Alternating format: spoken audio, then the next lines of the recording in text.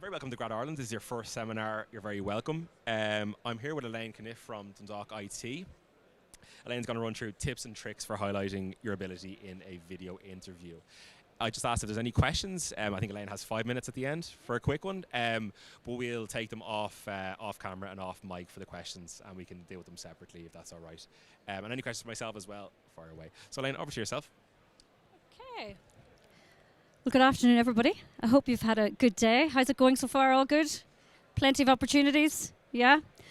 Okay. Well, obviously, hands up here who has had, to start off, an online interview so far. Many, yeah? Yeah, good. And how have we found them? A good experience or a bad experience? Yeah. Okay, I suppose, well, basically, when we talk about video interviews, we're talking about both virtual rooms where you are virtually interviewed by a virtual interviewer. Has anybody experienced that? No? And then also we have the more traditional, or not traditional, more, how do we say, well-tested online interviews that are used had been developed throughout the pandemic for interviewing students, potential candidates online, to ease, I suppose, the purpose of interviews, okay?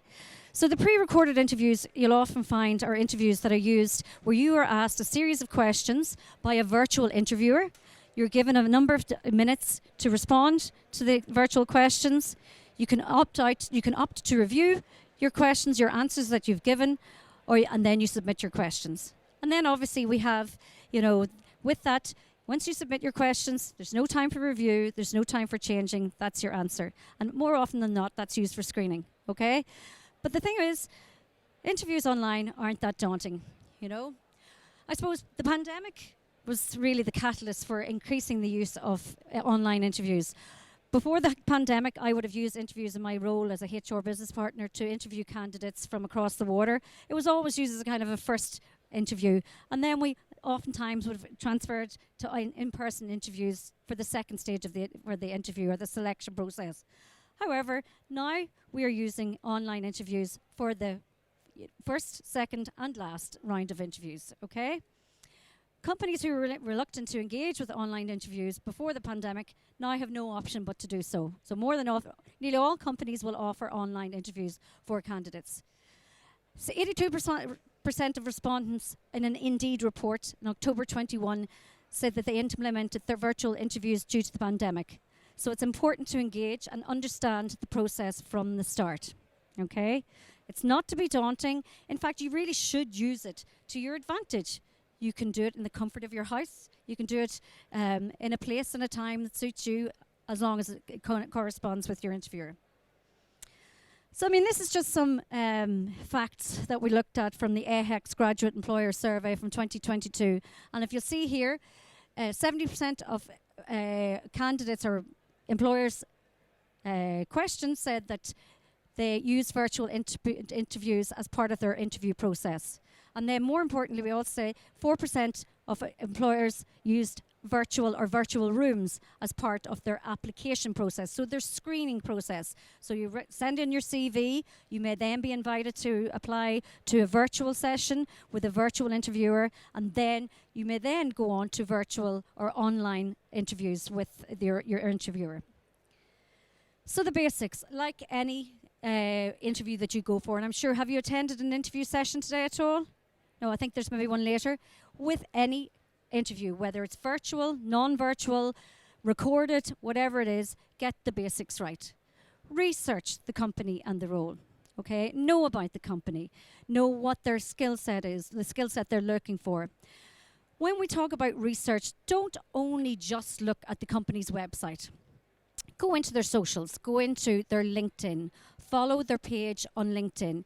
And I always say this to students because LinkedIn, Twitter, all these kind of socials are where you will find the up-to-date information on your company that you're applying to.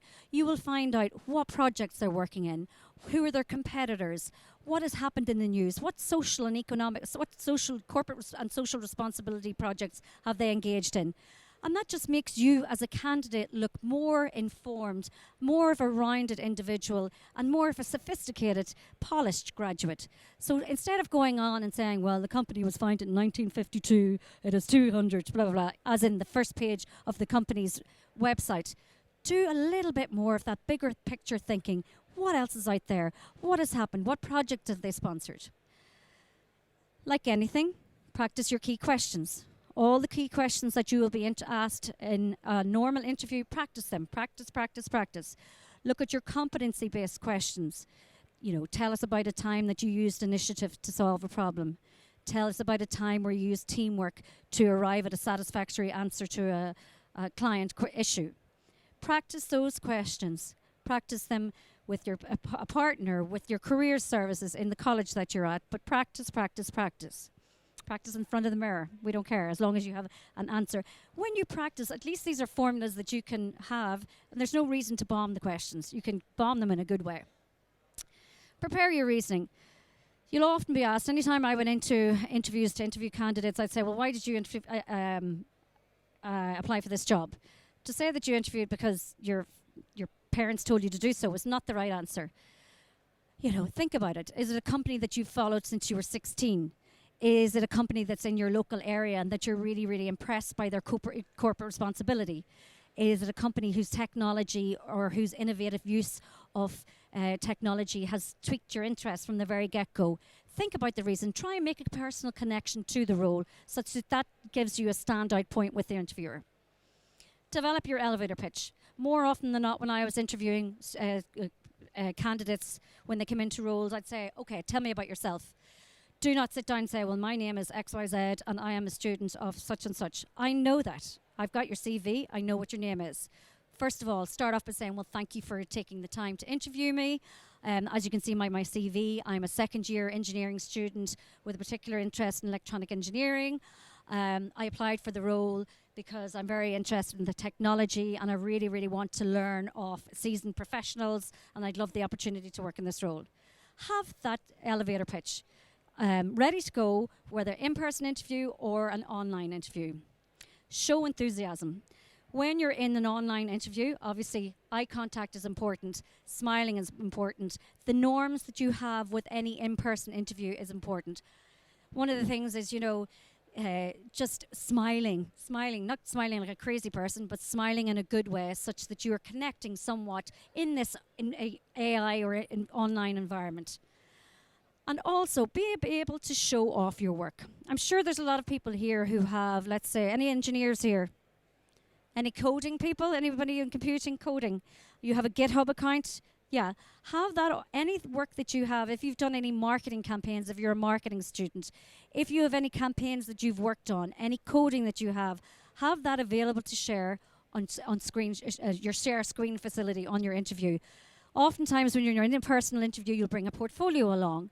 I've sat in engineering reviews where I've said, okay, show me, the technical hiring manager will say, show me your, have you any AutoCAD drawings that you've worked at? Have you any SolidWorks that you have? And more often than not, when you use those things, you're able to talk easily through what you're good at. You can talk about the start of a project, what way you worked through that, what difficulties you came across, how you overcame those difficulties. But it's when you're almost put at ease because you're able to talk about the project. Okay? Check your tech. Needless to say, I have sat in many, many interviews with seasoned professionals. This is prior to the pandemic as well, where you've been beautiful conversations, full flight, and next thing everything goes dead. And 10 minutes later, sorry, I forgot to charge my laptop. Okay? So check your tech.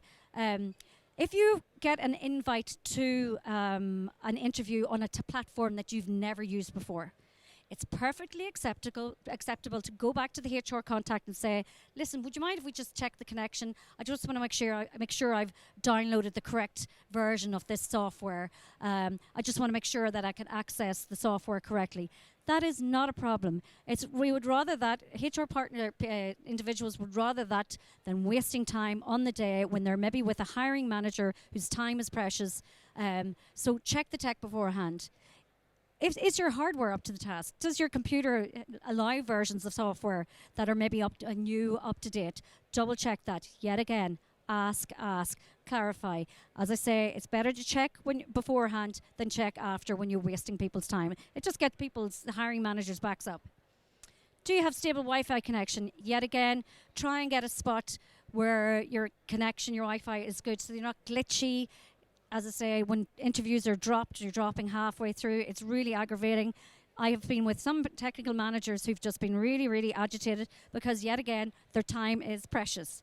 You know, I had an incident recently enough where the hardware wasn't working and the camera wasn't working on a student's interview. And it was actually our fault, so I had to apologise profusely to the HR manager. And the technical manager was very vexed. But that was no reflection on the student. But that, yet again, I should be practising what I preach. So that was a bit of an issue. And yet again, are you fully charged? That's a fatal schoolboy error. Make sure you're charged and make sure your software is up to date. So some of the, Microsoft Teams, we've all used Teams. We've all used Zoom. Blue Jeans, anybody used Blue Jeans? Sometimes for conferences or whatever. And then Skype for Business. Check those. They're the common ones, but there are other ones. But as I say, always check to make sure that if you send something that's new, ask to clarify and ask to double check the connection and make sure that you've got the correct versions, etc. The setting. Personally, I hate virtual backgrounds. I just think you look like a space monster or something like that. It doesn't work for me. So I would always advise get a clear, clean backdrop. If you're, let's say, how many of your actual college students here for final years, whatever, ask if your career services can facilitate a meeting room. If it's a really important interview and you don't have a safe space or a clear space, make sure that you check in with them to see can they help you with that. Pick a clean and tidy area. Try not to use your bedroom. I've had lots of this. I do mock interviews with students all the time, and the amount of students that I will have. There was one particular chap last year had there was a bedroom in the background and there was somebody getting out of the bed. And I was like, okay, I hope they don't do that on the day. Somewhere with a clear background, it's okay if there's a wardrobe or a bookshelf or something like that. Clear the clutter away. Just throw it on the ground where your interviewer can't see it. They all realize when you're on these virtual environments that you're not necessarily going to be in a slick office. But as I say, sometimes the blurred backgrounds are a little bit questionable. So check yourself what you think, but try to have a clean, clear, real background as opposed to a dodgy virtual background. Choose a bright area. There's nothing worse than you cannot see a candidate's face because the light's behind them. All you can see is the shape of a head. Try, if possible, to have a lamp not glaring at your face, but behind your laptop looking at you.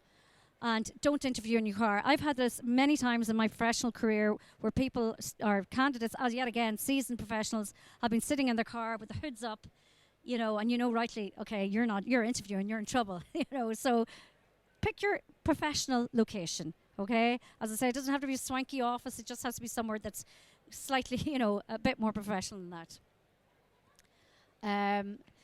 Personal presentation, as with any interview, personal or online, dress professionally. Have a collar on. For the chaps, have a collar on. Ladies, just have something presentable.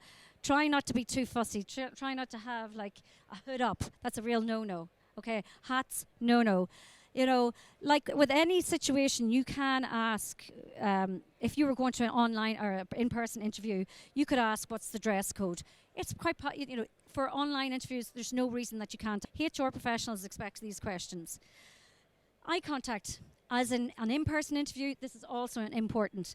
Oftentimes you'll see people looking down at the laptop because obviously the camera's up here but the person's here.